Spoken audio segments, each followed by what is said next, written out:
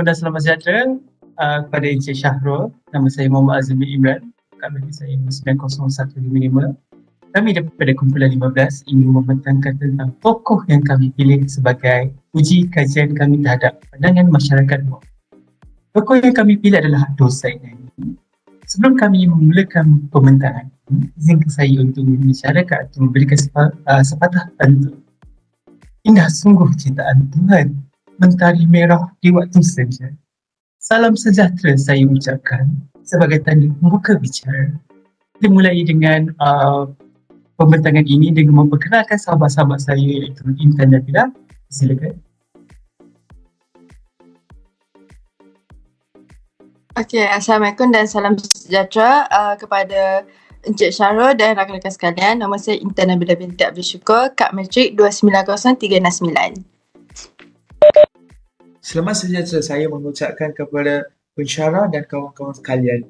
Nama saya David Anthony, anak lelaki Anthony Sami dengan nombor kad matrik 290112.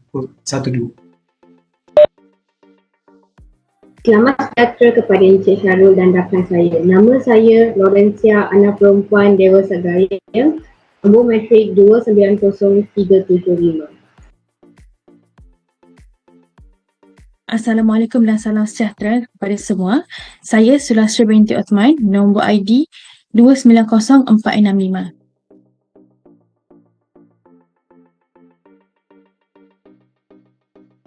Jadi, terima kasih kepada sahabat-sahabat kami.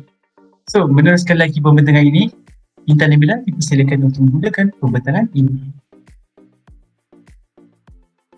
Okey, baik. Terima kasih kepada saudara Hazim. Pada hari ini kita akan membentangkan tentang penulisan mengenai sejarah hidup tokoh pahlawan negara iaitu Dul Said Naning. Dan sebelum tu saya ingin menerangkan bahawa kajian ini dilakukan secara atas talian menggunakan aplikasi Google Form secara percuma melalui kaedah tinjauan iaitu survey yang melibatkan seramai 24 orang responden. So isi perbincangan yang pertama kita akan membincangkan ialah tentang faktor penentangan Dul Said di Nanning. Mempertahankan kemerdekaan di Nanning pada tahun 1824, Belanda menyerahkan Melaka kepada British. British mendakwa Nanning merupakan sebahagian daripada Melaka. Ini menjadikan dakwaan British telah ditentang oleh Dul Said dan rakyat Nanning. Yang kedua ialah menentang pelaksanaan undang-undang British. British telah memperkenalkan peraturan penghulu yang mengungkap pengaruh dan kuasa Dul Said. Ialah British memperkenalkan peraturan yang mengunggap pengaruh menjadikan Dul Said tidak berkuasa di negerinya sendiri. Dan yang ketiga ialah menentang bayaran cukai. British memaksa Nanning membayar 1/10 daripada hasil keluaran pertaniannya kerana British mendapati bahawa Nanning mengeluarkan hasil pertanian sebanyak $4,500 selama sebulan. Jadi setakat itu saja saya menyerahkan kepada saudara Dave. Terima kasih saya ucapkan kepada saudara Intan. Sekarang saya akan bentangkan tentang faktor tentang kisah perjuangan Dul Said.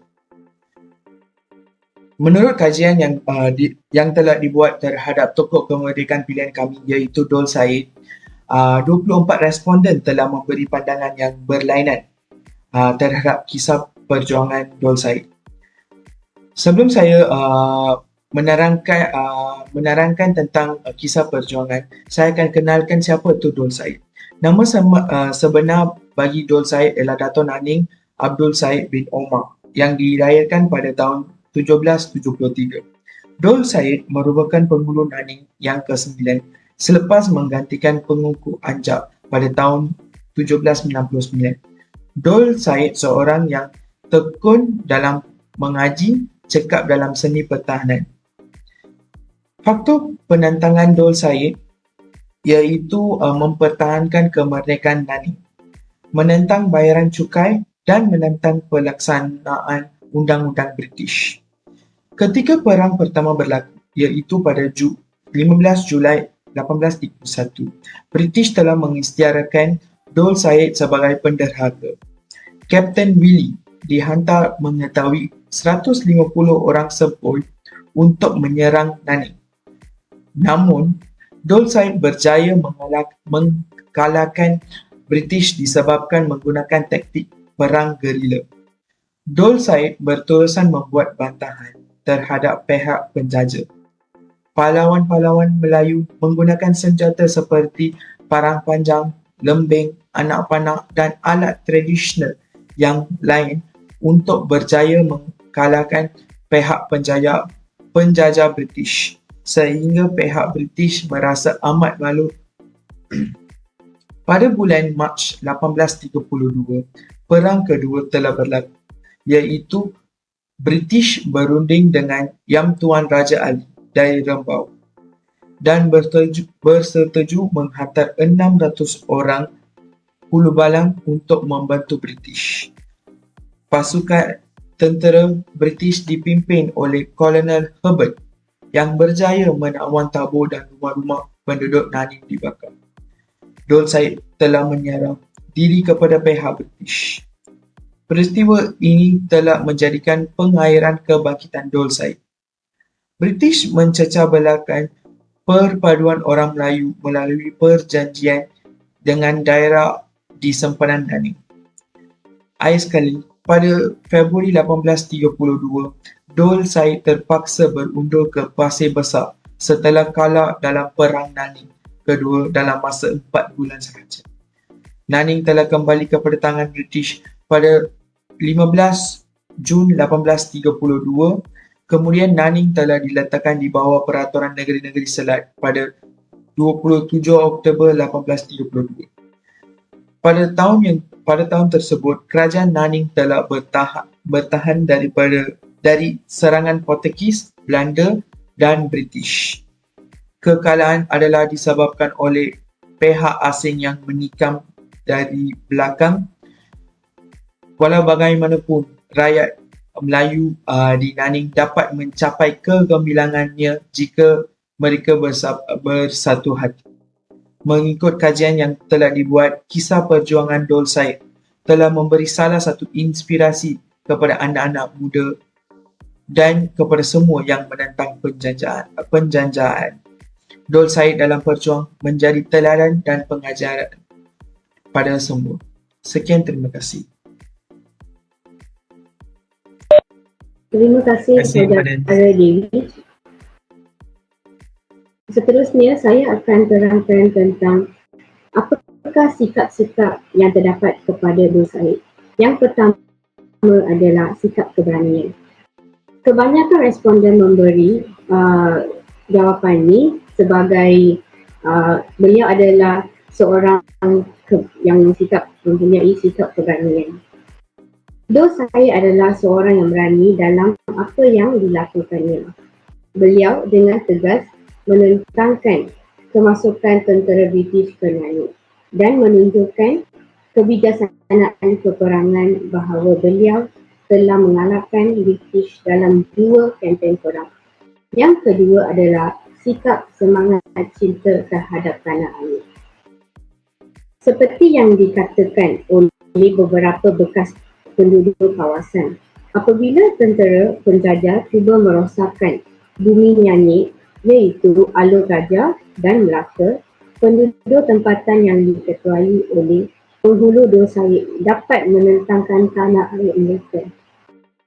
Seperti juga yang dikatakan oleh tempahan, kejadian menyebabkan tentera British menjadi panik. Yang terakhir adalah sikap tidak berputus asa.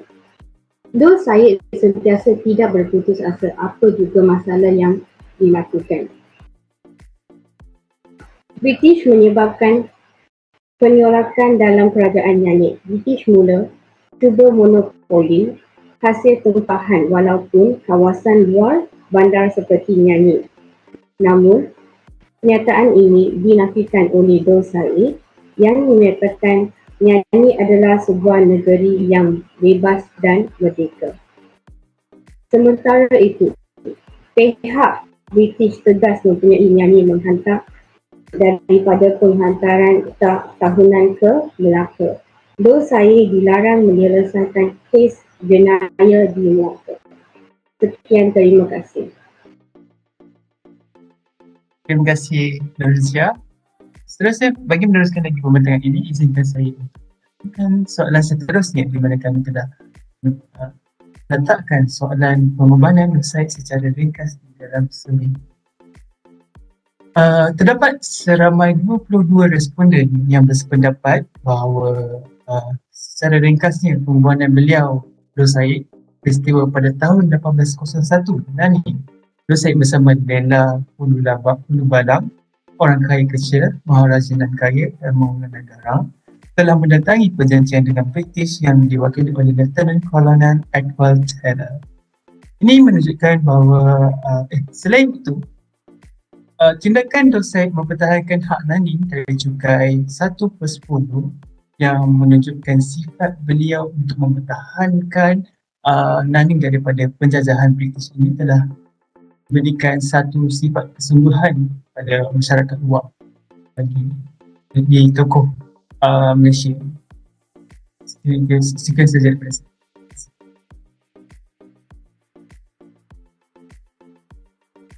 Terima kasih Hazim. Seterusnya, mengenai kesan penentangan Nur Said di Nani. Melalui dapatan soal selidik kami jalankan, berikut merupakan kesan penentangan Nur Said di Nani.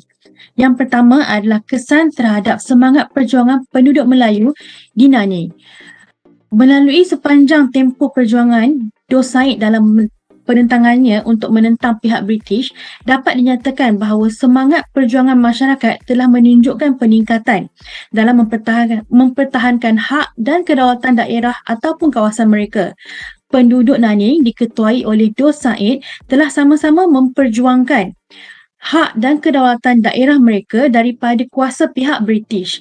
Mereka secara terbuka telah menentang arahan pihak British terutamanya dalam isu cukai. Yang kedua, kesan penentangan terhadap penduduk Nani. Gerakan penentangan Nur Said juga telah memberikan kesan terhadap penduduk di Nanning. Penduduk Nanning berhadapan dengan kerugian harta benda dengan menyaksikan tindakan pihak British telah membakar rumah-rumah penduduk Nanning dalam Perang Nanning kedua pada tahun 1832. Colonel Herbert telah mengetuai pihak British dalam Perang Nanning kedua ini. Selain bertindak dengan membakar rumah penduduk Nanning, beliau juga telah berjaya menawan tabur. Yang ketiga, kesan penentangan Nur Said terhadap pihak British. Penentangan Nur Said telah menyebabkan kekalahan pada pihak British pada Perang Nanning yang pertama pada 15 Julai 1831. Sedar akan kekuatan yang dimiliki oleh masyarakat Melayu yang dilihat bersatu dalam menentang British, terutamanya kesanggupan pihak Rembau membantu dari sudut ketenteraan, British telah mengadakan rundingan dengan Rembau bagi menarik balik bantuan daripada Nanning.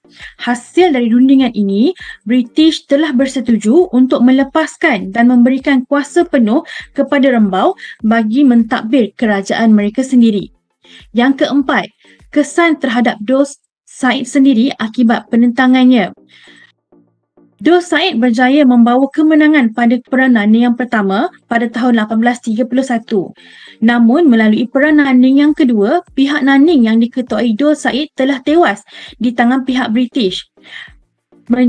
Pihak British yang mempunyai kesiapsiagaan yang lebih kuat dan didorong dengan hasil rundingan dengan Rembau telah pun menawan tabur dan melumpuhkan gerakan penentangan Nur Said di Nanning. Menyedari akan situasi ini yang mungkin akan bertambah buruk, beliau telah mengambil keputusan untuk berundur diri ke Seri Menanti dan kemudiannya menyerahkan diri kepada pihak British. Nur Said kemudiannya dihantar ke Melaka dan diberikan sebuah rumah dan beliau juga telah menerima pencen dari pihak British sebanyak RM200 setiap bulan. Kesimpulannya, generasi muda pada hari ini perlu menjadikan sejarah ini sebagai iktibar yang boleh diambil dalam mempertahankan tanah air daripada apa jua bentuk ancaman. Setiap pengorbanan dan perjuangan mestilah dihargai dan diingati agar semangat juang yang kental dapat diterapkan dalam diri masing-masing. Generasi muda hari ini juga perlu mempertahankan kedaulatan negara dengan memiliki sikap berani menentang musuh dan memiliki jati diri yang tinggi agar tidak mudah menerima pengaruh luar, kerana bukan semua perkara dari luar itu membawa kebaikan. Terima kasih. Terima kasih Sri. Dan begitu sajalah pengakhiran pembincangan kami. Sebelum saya mengakhiri pembincangan ini, izinkan saya untuk memberi serakat pantun untuk ini segala pembincangan kami pada di langit ada pelangi, tak lupa ku hitung warna. Cukup sekian dari kami. Terima kasih atas perhatian. Itu sajalah daripada kami. Sekian saja daripada kami. Assalamualaikum dan selamat siang.